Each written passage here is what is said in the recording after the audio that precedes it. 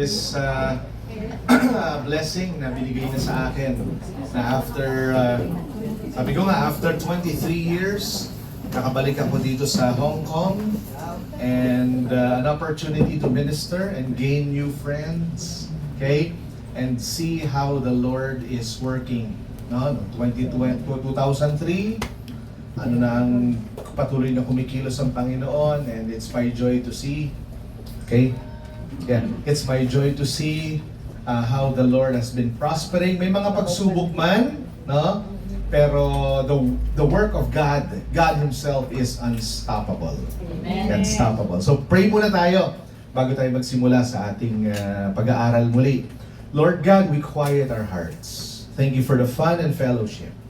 But this time, Lord, we want to hear your voice. And so, Father, illumine our minds. And again, Father, create in our hearts a submissive and teachable attitude. Cleanse us from all sin and lead us into the truth that you would want to communicate to us today. In Jesus' name, amen. Our Bibles, please, will begin with our text, okay? Yung pinaka-base text natin for this afternoon. Kung may mga Bibles tayo, just one verse. I just want to dwell on one verse, okay, for my final Bible message for us today. It's found in Romans chapter 11, verse 36. Okay? Romans 11:36. Sabay-sabay po nating babasahin ang ating scripture text for this third session of our Bible conference last day. Okay? Handa na po? Romans 11:36. Begin. For of Him, and through Him, and to Him are all things. To Him be the glory forever. Amen. Mga kapatid, what a privilege it is to stand before you this afternoon here in Hong Kong, far from home, but never far from God. Amen. Okay, most of you, or all of you, are OFWs. You left comfort, okay, for calling. Okay, you are called here. You're not just here. Kanina na-establish na po yun. We're not just here for the job. We are here for God's design. Okay? God purpose na nandito tayo.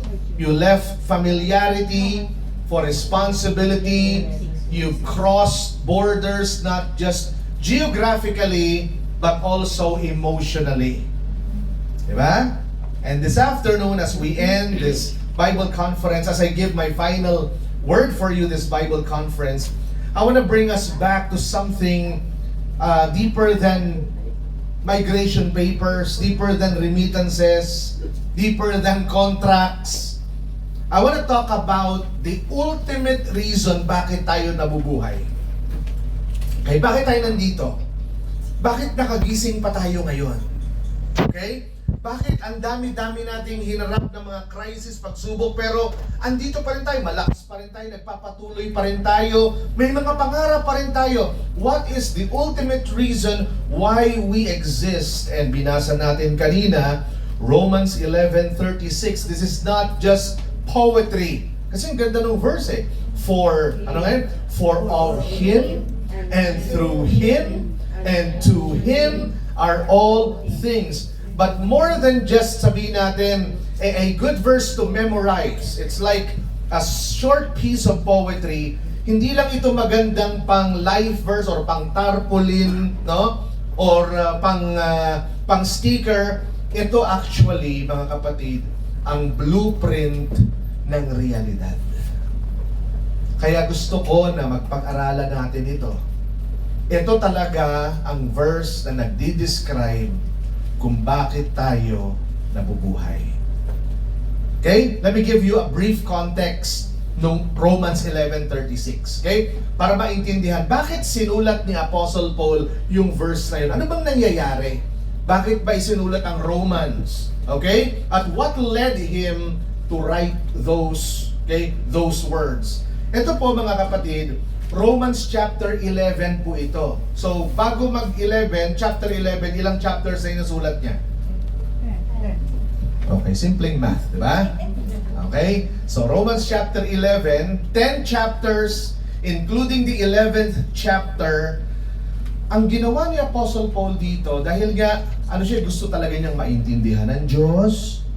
Gusto niya na maintindihan din ng mga pinagpapastoran niya, ng mga bagong Kristiyano ang Diyos. Sinikap niyang sumulat na sa pamamagitan ng kanyang liham, he will be able to teach the new believers who God is, how good He is, how sinful we are, how powerful He is, and how hopeless we are.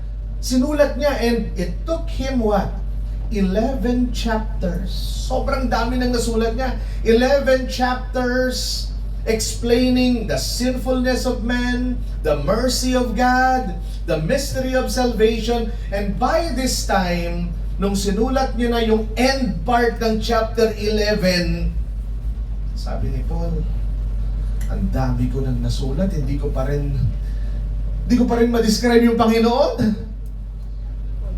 Diba? Ang dami ko na, trinay ko na isulat, i-describe ang Panginoon, ilarawan ng Panginoon, i-explain ng Panginoon, pero parang kulang ang papel. Kulang ang mga salita. Kaya Romans 11, 33 to 35, sabi ni Apostle Paul. Ang ganda ng verse 33 eh. Kung makikita ninyo, sabi ni Apostle Paul, di ba? Oh, the depth, yung lalim. Okay? Oh, the depth of the riches and wisdom and knowledge of God. So, si Paul, he was led to realize, hindi ko talaga kaya, hindi kayang pantayan ang utak natin, ang utak ng Diyos. God is too big. This lifetime is too short. Actually, may hymn nga tayo, di ba? Na ang title is The Love of God. Yung hymn na The Love of God. If we with ink the ocean fill. Di ba? Tapos, if we will write about the love of God, na yung, sabi niya, yung ocean gagawin nating tinta, kulang pa yun. At kung gagawin natin, sabi niya, yung ulap, yung kalangitan, gagawin nating papel para doon natin isulat yung tungkol lang sa pag-ibig ng Diyos. Sabi niya, kulang ang langit para isulat ang pag-ibig ng Diyos. See, Paul was led to that point, and instead of trying to write and teach and explain about God, sinabi niya dito sa bandang huli, instead na mag-theology siya, ang ginawa niya, nag-doxology siya. Alam mo yung doxology, di ba? And doxology is what? It is our expression of praise. It is our explosion, and we burst into praise. Okay? Kaysa magsulat siya, mag-explain, di ko kaya, purihin ka, Panginoon. Di ba? So, the deeper he went, the smaller he felt. Pag inaral mo pala yung Diyos, napakaliit lang pala natin. Minsan may mga tao, akala nila mas magaling pa sila sa Diyos eh. Di ba? May mga tao, minsan di na nahiya, tinuturuan pa yung Diyos. Lord, I want you to bless me this way. This is what I need. Ito ibigay mo sa akin. Lord, this is my plan. I want to go there. So, please answer next year, Lord, doon ako. Hindi ka nagbanlang nagtanong.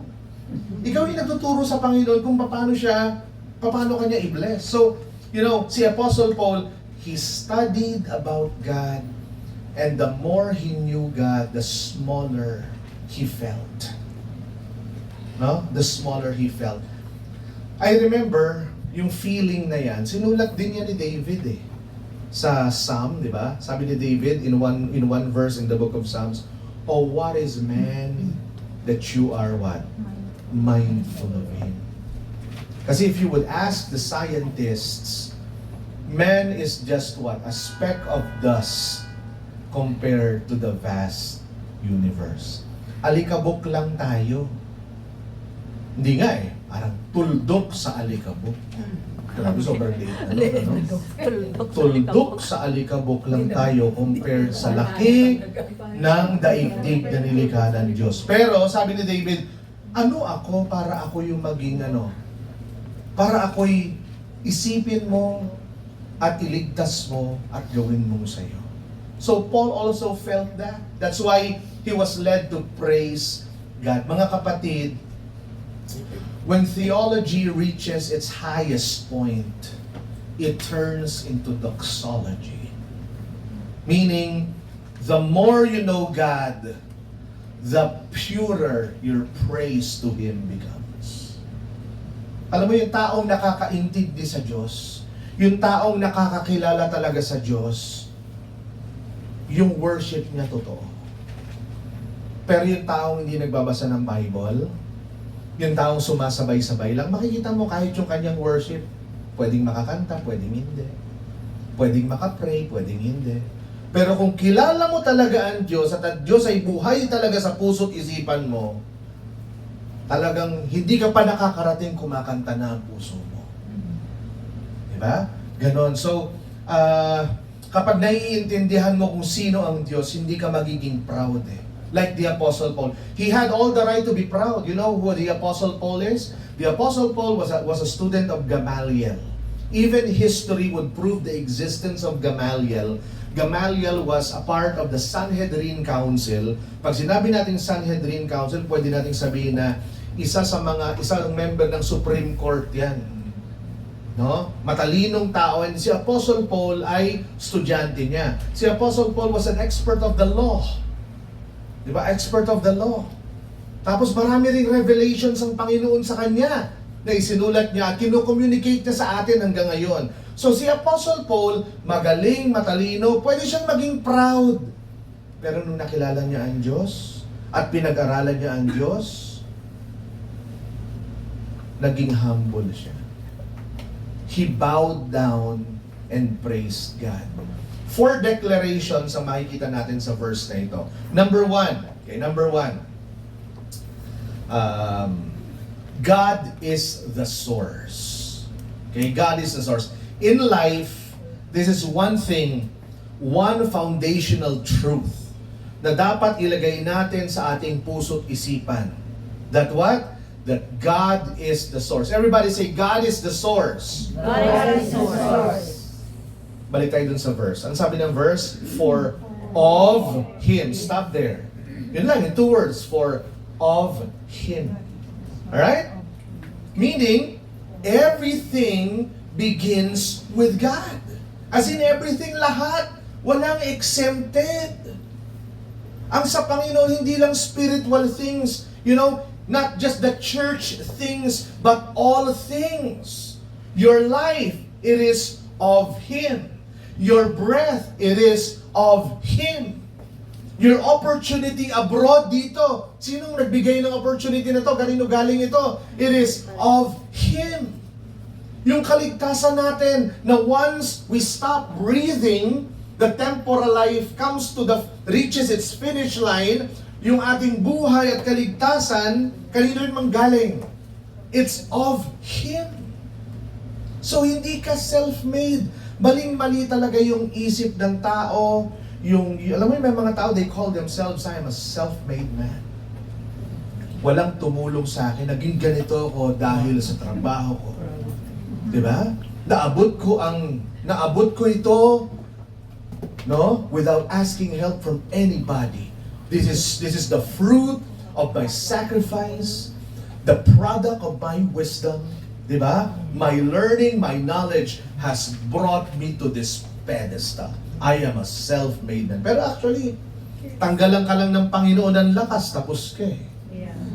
Diba? Tanggalan ka lang ng Panginoon ng isang kuko, baka ng isang daliri, hindi ka na makapagtrabaho. Kasi may mga trabaho na pag may kulang ka lang na isa, hindi ka natatanggapin. Diba? So who are you, no, to feel proud and be proud that you're a self-made man? Everything is of Him. O bigyan ka ng Panginoon ng ubo.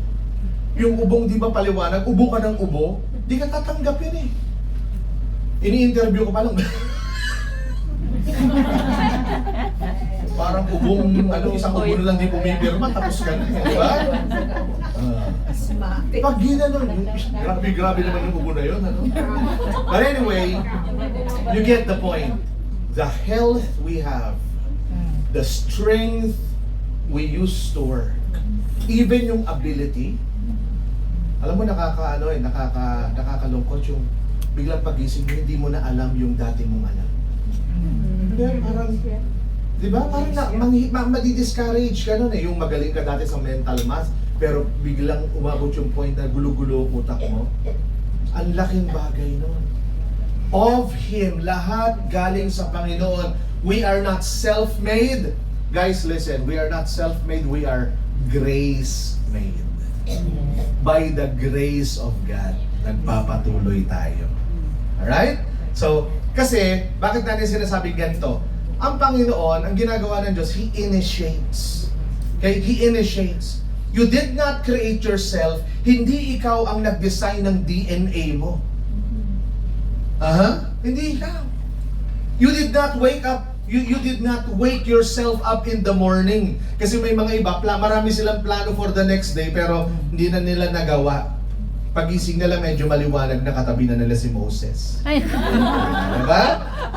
Sino ito ba mga bibalbas na to? Diba? Oh. Diba? Ay, yung pagising natin, kaya nga maganda pagising natin, thank you Lord agad eh. Diba? Minsan, nakagising tayo pero cellphone, sabi ni Pastor Abby kahapon, cellphone ka agad. Si Meralco ka agad ang ano. Diba? Parang si Bills ka agad yung, hindi, before talking to anybody, at the start of the day, maganda, laging unang kausap natin, yung gumising sa atin. Ang Panginoon. Diba? So, He initiates. He initiates. You did not plan your birth. Okay? Your birth sa isang family. Panginoon pa rin ang nagbigay sa iyo ng magulang at nagbigay sa iyo ng anak, di ba? Nagbigay sa iyo ng mga kamag-anak. Lahat 'yon may purpose. So God initiates. Even your gift is a faith. Your faith is a gift. Yung spiritual things, kung sa atin lang di natin maaabot yung utak ng Diyos eh. Di tayo magka-level. Pero dahil sa pag-ibig sa atin ng Diyos, sa awa ng Diyos sa atin, tinulungan niya tayo, binigyan niya tayo ng tinatawag na initial faith, gift of grace, para maintindihan natin at makarespond tayo sa bagay na spiritual. Di ba? Ganun kabuti ang Diyos. So kung nakilala mo siya, hindi yun dahil matalino ka, kaya naintindihan ko yung tungkol sa Diyos kasi iba ako eh. Sila hindi nila magigets yan. Wow. Diba? Hindi. Humble. Yabang yun, hindi ka save siguro. Yumabang ka pa eh. Diba? Sa Panginoon pa rin yun. Kaya naabot mo ang pag i-acknowledge mo na it is a gift of God. Pag naintindihan mo, thank you Lord. Nilid mo ko, binigyan mo ko ng ability to understand you and your word. Alright? So, every good and perfect gift comes from above. So remember, He initiates, also He owns. Okay? He owns. If everything is of Him, then everything belongs to Him. True or false? True. If everything galing sa Kanya, lahat Kanya. True, di ba? Oh, bakit sinasabi nating atin? Yung salary natin, kanino? Sa'yo? Sa Panginoon? Panginoon po. Anong sagot? Ano parang hihina? Sa Panginoon po. Okay, naka-record po ito. Okay? Alright. Your salary, it's of Him. Your time, kanino? Of Sa Him. Panginoon. Your dreams, your children back home, Panginoon. hiram lang lahat. Yes. Hiram lang lahat. Every smartphone, yung smartphone natin, ganito, di ba? Maraming apps dito. Pero, para yung apps gumana, kailangan may operating system. Pag walang operating system, everything crashes, walang kwenta lahat. So, God is not an app. Okay? God is not an app you open on Sunday. Ibig sabihin, ang Diyos, hindi siya yung optional. Ano? Hindi siya yung parang pang Sunday lang. Ano? He is the operating system of existence. Na kung wala ang Diyos, wala tayo. Kung wala ang Diyos, wala rin tayong ma-accomplish. Okay? God is the operating system that enables us to continue with life and face all the challenges that life may bring to us. Worship begins, dito tayo. Yung tunay na pagsamba begins when we stop taking credit. No? When we stop saying na, ay, ako yun eh. Work ko yun eh. Di ba? Dahil sa ginawa ko, dahil sa galing ko, dahil sa contribution ko. You see, worship begins when we stop taking credit for what only God's grace can produce. Ginamit ako ng Diyos. By His grace, nagamit niya ako. Actually, hindi naman talaga tayo karapat-dapat eh. The things of God and God Himself is holy, we are sinners. But by His grace, nagagamit niya tayo. I stand before you by God's grace. Diba? It is by God's grace that I can serve you today. No? So, kapag tumigil na tayo sa ako to, at nagsimulang magsabi ng salamat, Lord, we produce true worship. So remember, God is the source. Second thing, God is not only the source, but God is the sustainer. Everybody say, God is the sustainer. God is the sustainer. At yan ay kinuha natin. Doon ulit balik sa verse. Kasi sabi niya, for of Him, ano ba yan? For of Him and through Him. Okay, stop tayo doon. And through Him. God did not create the universe in 6 literal days. Hindi po totoo yung evolution, ha? Okay, God created the world in 6 solar days. Napakalinaw sa Bible. And there was night, and there was day, night, and then that was the first day. Okay, so 6 literal days, tinapos ng Diyos ang creation. So, huwag kayong maniwala na millions of years, evolution, na tayo nanggaling, tao daw ay nanggaling sa amoeba, tapos naging botete, tapos naging palaka, naging buhaya, tumayo yung buhaya, naging giraffe, tapos naging unggoy na maliit, naging unggoy na malaki, tapos ikaw na. O, tingnan mo nga yung tingnan mo yung katabi mo. Maniniwala ka ba sa theory of evolution? Tingnan mo yung katabi mo. O parang may naniwala. Parang may naniwala. Well, seriously. Ay, parang may gustong maniwala sa evolution. Anyway, sige. So God created the world in 6 literal days. On the 7th day, He rested. Bakit kailangan pa sabihin na He rested? He's creating a pattern. Kaya tayo ngayon, di ba, may work day tayo, may isang araw tayo wherein we rest. Okay, we rest. Actually, resting, yung pagtigil sa pagtatrabaho is worship. Kasi sinusunod natin yung pattern ng Diyos. Okay? So, hindi niya iniwanan. Okay, tapos na, finish na, bye-bye. Hindi. God is the sustainer. Diba?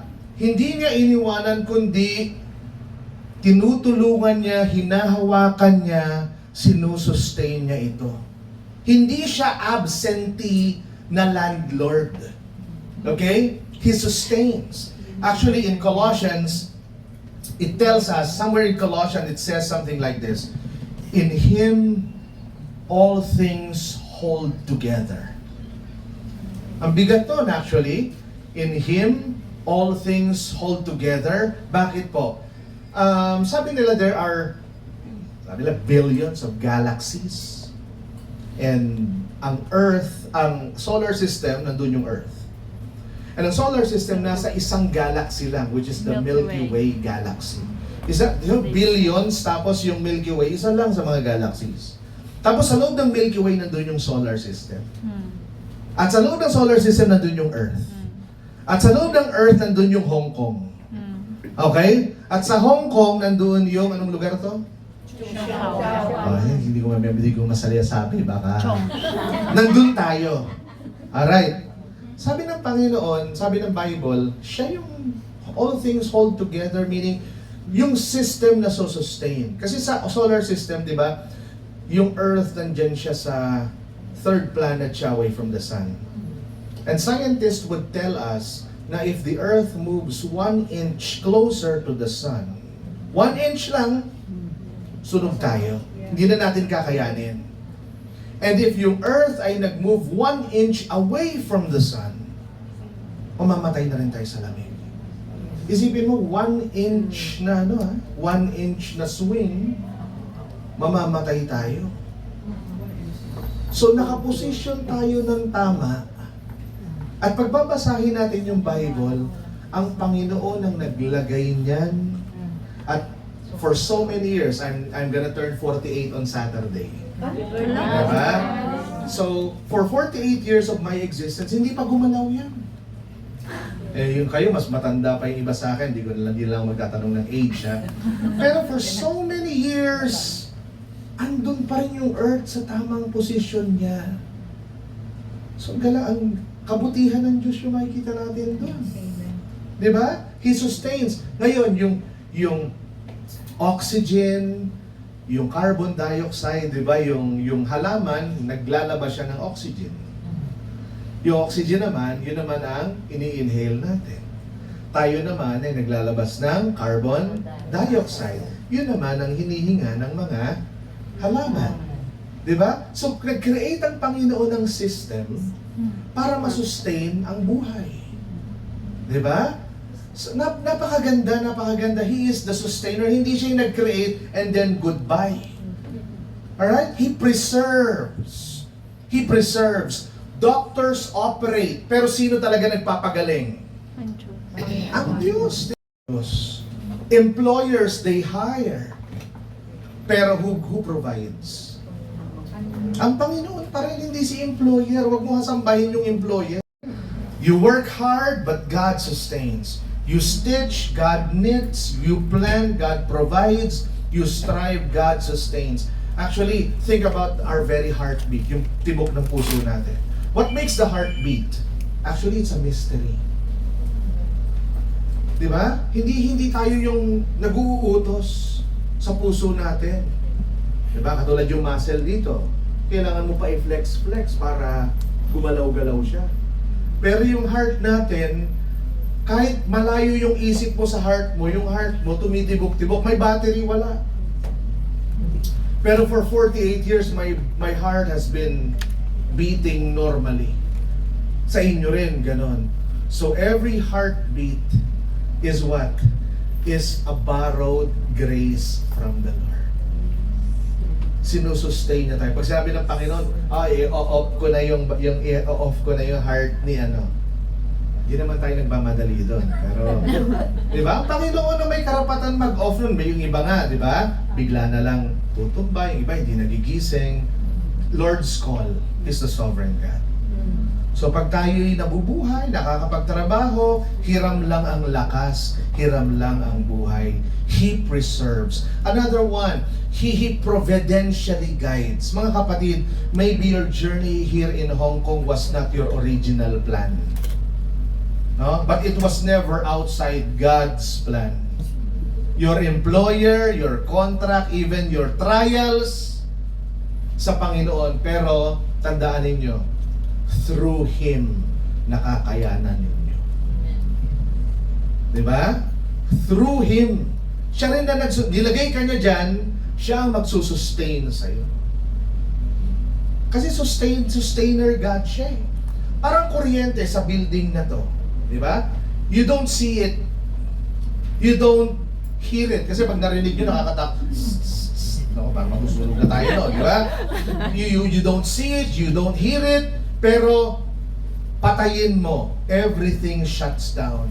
Ganyan ang Diyos, tahimik. Hindi natin nakikita, pero napakahalaga na kung wala ang Diyos, tapos tayo, wala tayo. Diba? If you survived homesickness, it is because it was through Him. If you overcame depression, it was through Him. If you're still standing after Katrina Idor or tinalikuran, kaya mo pa rin, mataas pa rin ang pangarap mo, masaya ka pa rin, it is through Him.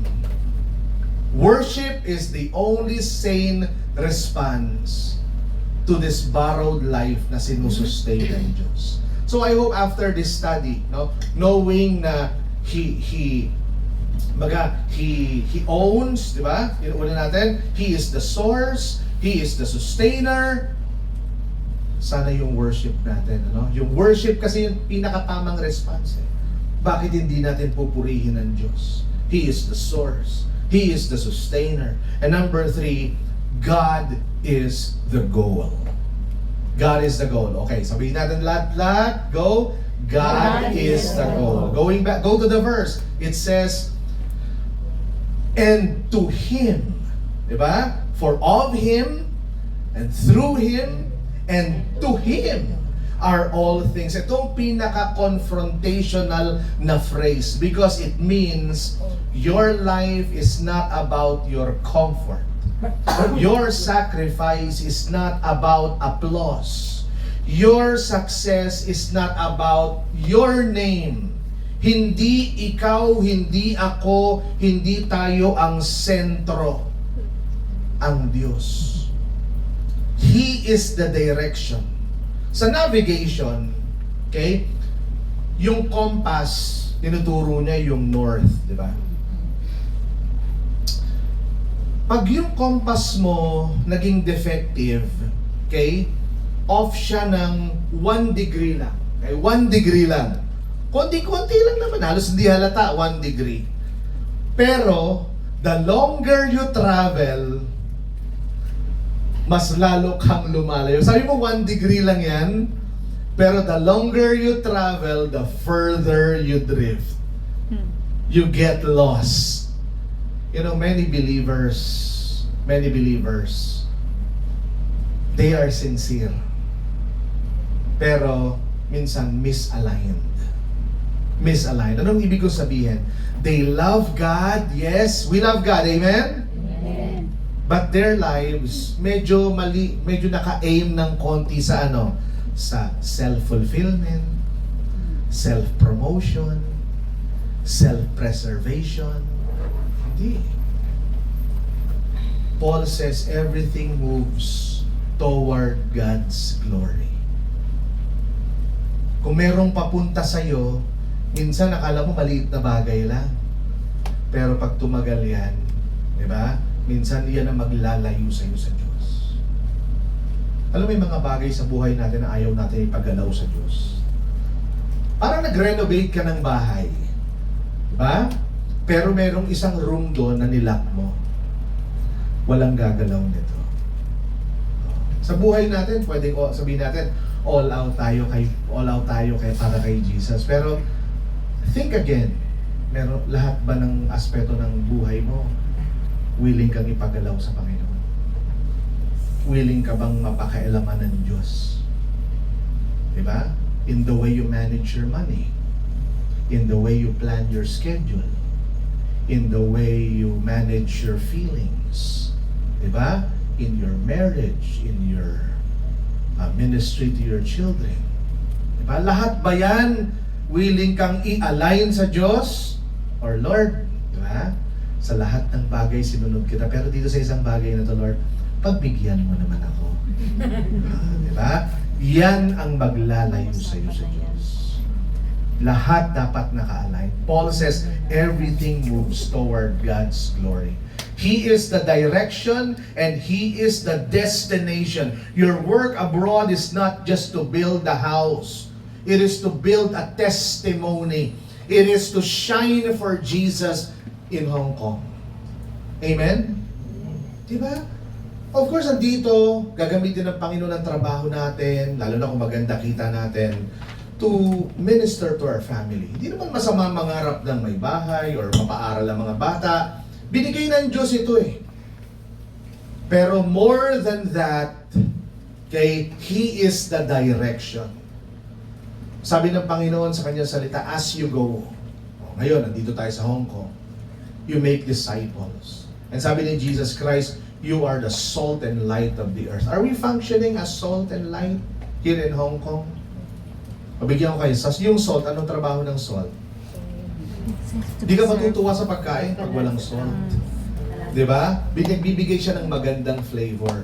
Now, being the salt of the earth, may mga tao tayong mamimit na parang walang meaning ang buhay nila.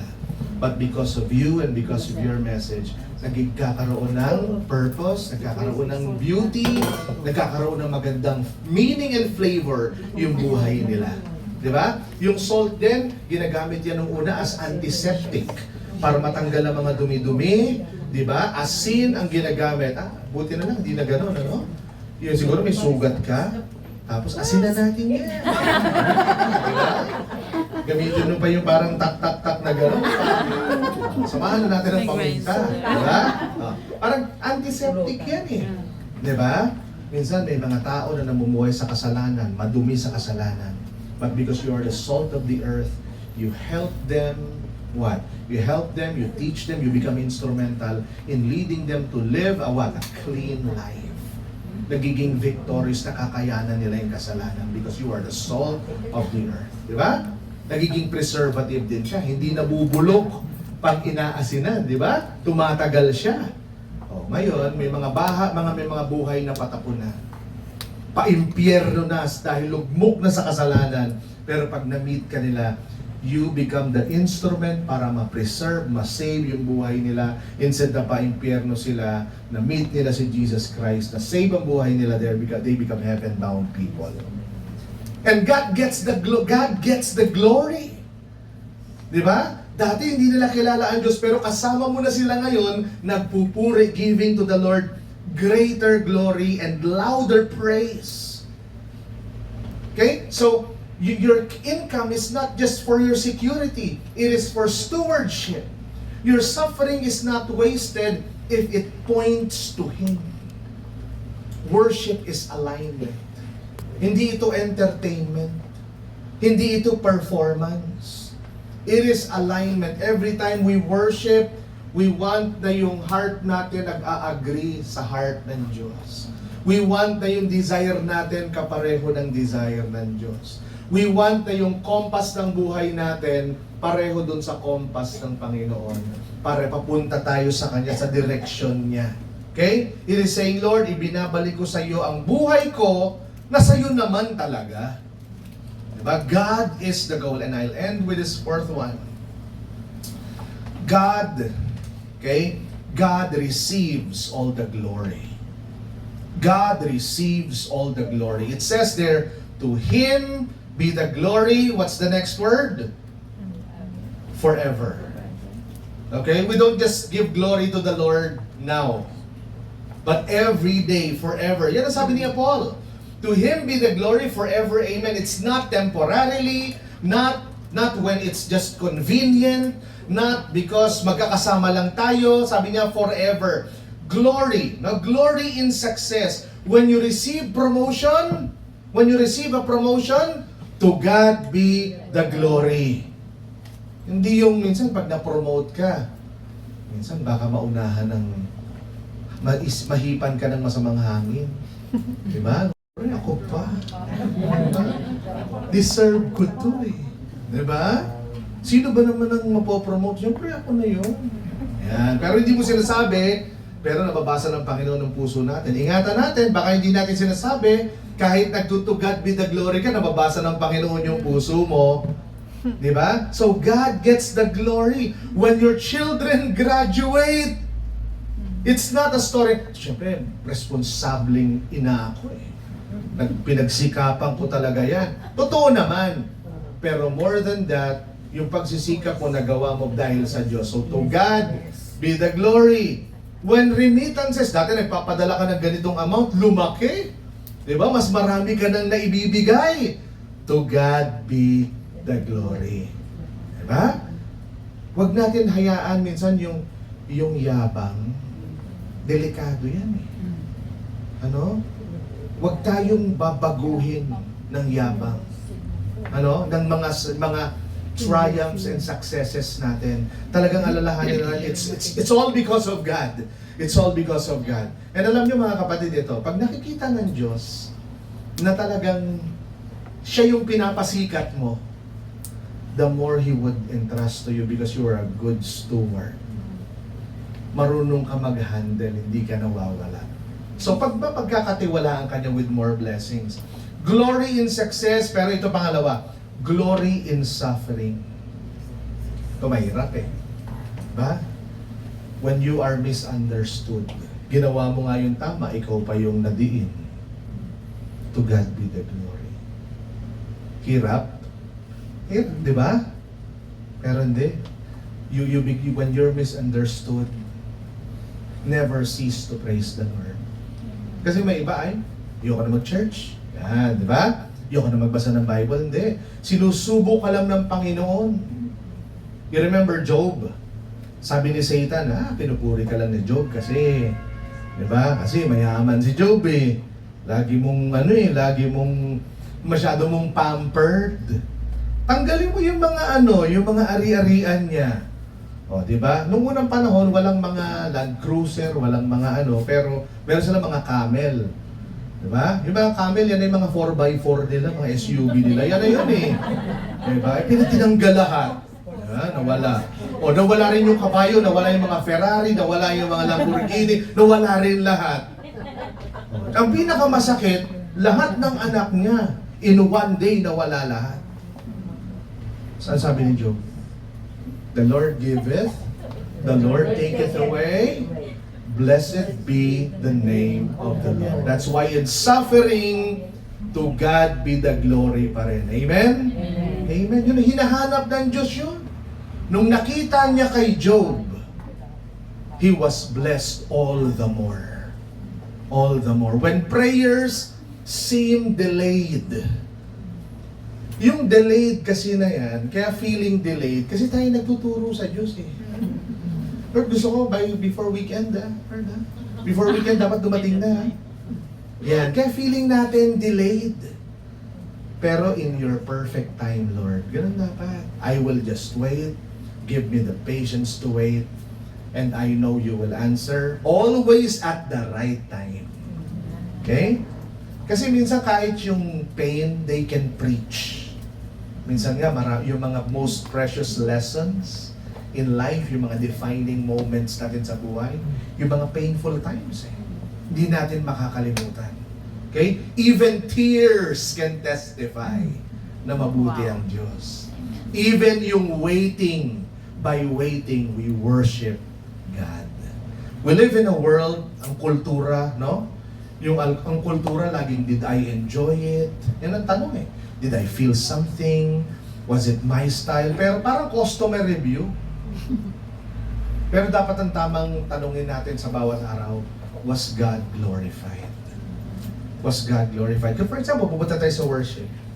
May mga tao pupunta sa worship, ayoko na doon. Maingay doon eh. Diba? May mga maingay. Diba may gano'n eh. Hindi ko type eh. May mga makukulit doon eh. Hindi eh. Ayoko doon kasi maliit. Ganyan. Pero hindi. Hindi dapat yun yung mga tanong. Ang tanong is, papunta mo sa worship, was God glorified? Diba? Was God glorified? We're not here to get something. We are here to give something to God. Every time you come, pag ang isip mo, get, minsan di mo nakuha, lalabas ka malungkot. Pero pag pupunta ka dito, tuwang-tuwa kasi ibibigay ko sa Panginoon yung time ko. Ibibigay ko sa Panginoon yung boses ko. Ibibigay ko sa Panginoon itong offering ko.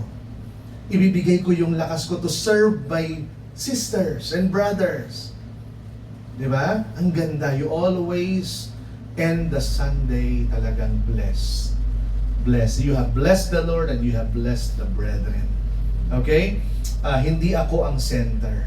Worship that centers on me is not worship.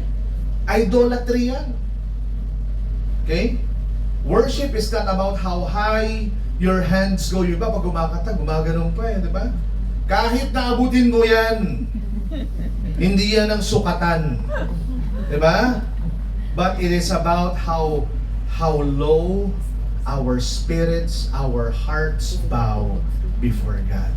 The most dangerous service is not the quiet one. It is the one where people feel it is the one where people feel everything but surrender nothing. O ngayon, di ba? Anong sinurrender natin sa Panginoon ngayon? Diba? Pwedeng siguro sinurrender dapat natutulog ka lang ngayon pero you chose to come here, diba? That's worship. That's worship. Yun dapat na, minsan kahit sa pagbibigay natin, no? Mayroon kang gustong anuhin pero ibibigay mo sa Panginoon. That's worship. Kasi sabi ni David ganito I will not offer anything that which would cost me nothing. Diba? Laging may cost. Something precious na ma-enjoy mo sana, pero ibibigay mo sa Panginoon. Like that woman na merong ointment worth 1 year salary.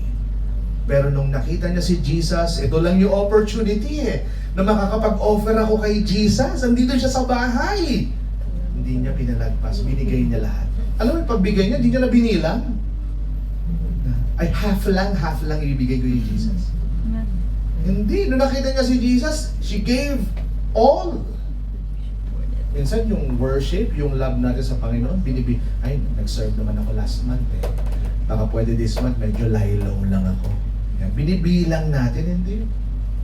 Uncalculated. Pure love is uncalculated love. Sige, I'll end now. No, I just want to pray for you. No? I just want to pray for you. Let me just end with this story. Now, there was a Filipino domestic helper here in Hong Kong, and itong Filipino helper na to, domestic helper na to, ang description sa kanya, she was faithful, she was quiet, and she was hardworking. Ang ganda ng testimony niya. Yun ang pagkakilala sa kanya. Faithful, quiet, and hardworking. For 18 years, she served one family. Alright? She sent money home. She sacrificed birthdays.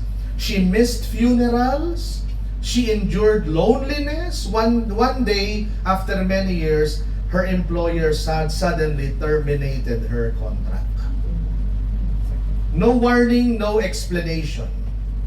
Everything she built, wala na. Nawala. So she went to church that Sunday broken-hearted. The pastor preached from this, yung pinag-aralan natin ngayon. For of Him, through Him, and to Him are all things. After the service, may lumapit sa kanya, siguro yung mga leader nila na na nagsiserve din dito sa country. Someone asked her, "Are you angry? Are you angry?" Paano niya sinagot? Umiyak lang siya. No? Tinanong siya, sabi niya, she just cried. And then sabi niya, I realized na kung ang trabaho ko ay galing sa Kanya, at sa Kanya ito dumaan, at para sa Kanya ito, then even losing it must still be for His glory. Nagpuri siya sa Panginoon. Hindi siya nagkaroon ng galit sa Diyos. Nagpasalamat pa siya na for 18 years nakapagtrabaho siya ng tuloy-tuloy. Alam niyo nangyari? With that attitude na di-display niya sa harap ng Diyos, a month later, she found a new employer. Better environment, better treatment, but that's not the miracle. Okay? The miracle was this. She learned that her job was never her source. It was God. Kasi hindi niya matututunan to kung hindi siya na-terminate, hindi siya naging broken. Kailangan ng Panginoon ipa-experience sa kanya yung painful time para doon sila magsalubong at doon mangusap ang Diyos sa kanya. Mga kapatid, if God is only glorious when life works, then He is not your God. But if He is glorious even when life hurts, then naintindihan nyo ngayon yung sinasabi ni Apostol Pablo that of Him, through Him, and to Him are all things. To God be the glory forever. Okay? To God be the glory forever. And that's how I'll end, ang ating